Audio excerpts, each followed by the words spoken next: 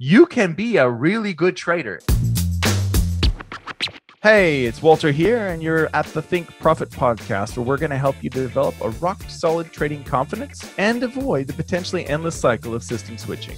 Right, Hugh? That's right. We're going to help you develop a wealth mindset, develop a trading strategy that fits your core personality, and help you overcome the obstacles that stop over 90% of traders. All right, Hugh, sounds good. You ready to go? Yeah, let's do this. Hey, Hugh. So we have a question here from a trader, and this trader writes in and says, my biggest trading challenge is that I want to become an expert trader and to know when to enter and when to exit trades. So that's where he's coming from. And my question to you is, what do you think about that? What do you think about this goal of becoming an expert trader so that you know when to enter and when to exit? What are your thoughts on that? Yeah, I think that's everybody's goal, right? When they get into it.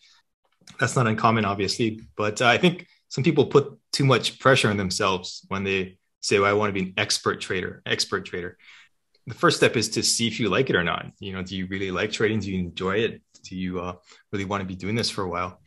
And then the second step is just to learn the steps, learn the basics, go read some books, learn a few trading strategies, test them out, get some data on it, and then kind of go from there. And all you really need is one trading strategy, right? So I think that's a big thing to consider, and saying that you want to be an expert might be putting a lot of pressure on yourself. So just take the steps one by one and then see what happens.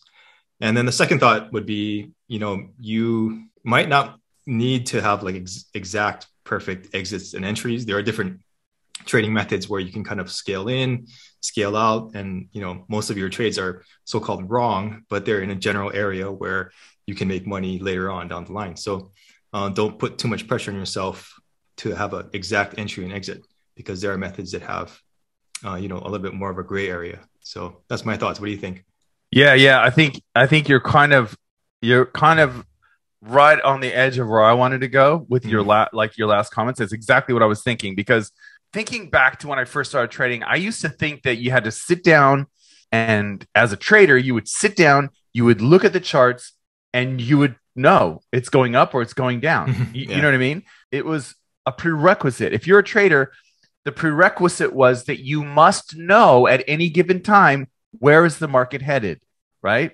Okay. And I think that's kind of built into this question. So I think you're kind of picking up on the sort of the same idea that I was thinking. And I could be wrong, but I think what this trader is saying is that I have no idea when I sit down and look at the charts where it's going. So I need to know, right? I need to become an expert, right? Yeah. I disagree. I totally disagree with that idea, because I had that idea where we would sit, I literally would call my trading buddy. We would get on, it wasn't Zoom back then. It was like Skype or something. It was Skype. Yeah. We would get on Skype, and we had the same, I don't think we screen shared. I think we basically had the same screens that we could log into, so we saw the same thing through the same template, the same, indicators and everything. And our question always was, okay, where do we go? Do we buy or sell? And we were trading the pound yen every day, at the London Open, basically.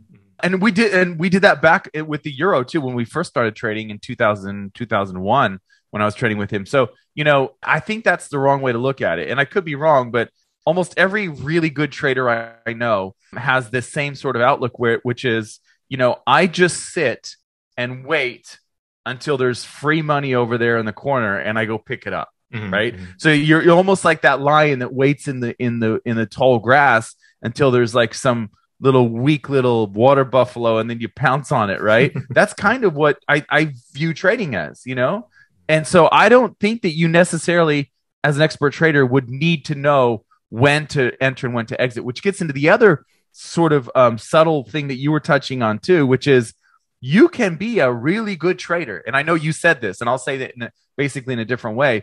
You can be a brilliant trader. You can make piles of money. You can change your life.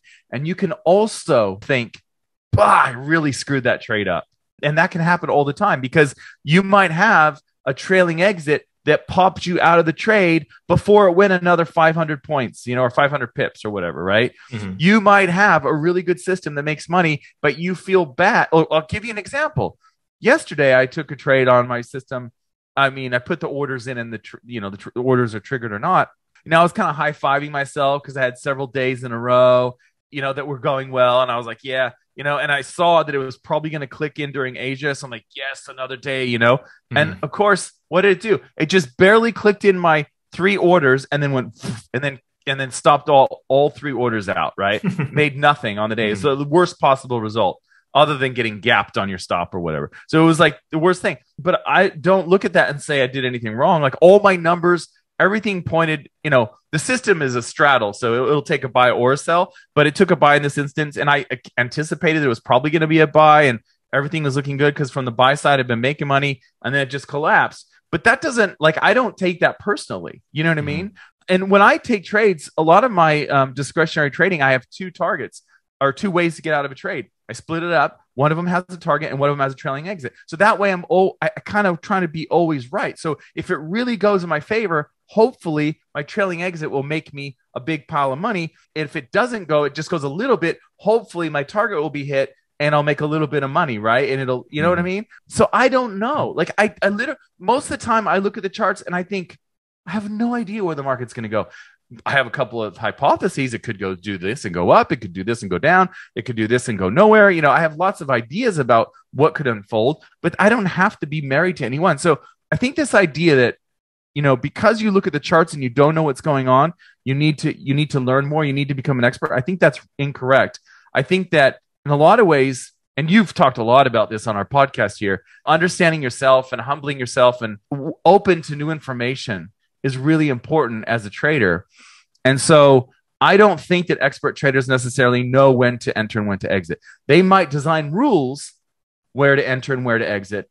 That doesn't mean they're always going to feel like those were the perfect rules for every sort of trading environment and every trade that unfolds. Because I certainly don't feel that way. I'm always looking like, how would this be different?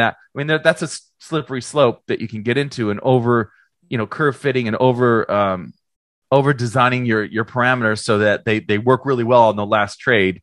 And we've talked about that as well. But I think the main thing is what you hit on, which is you don't necessarily need to know where the market's going. And you actually don't need to necessarily have perfect entries and exits. You just need to have something that's good enough to extract profits, right? And then you work on the next system, right? You work on another one that's complementary. So one system works really good in trending environments, and the other one works really good in tight range bound environments and that sort of thing. So I would just caution anyone who thinks that you must know where the market's going to become a profitable or expert trader, and that you must know where the perfect entry and the perfect exit are, because that's not true. It's just not true. You just need good enough. And in fact, getting to good enough is usually the type of strategy that will work in a lot of different markets, right?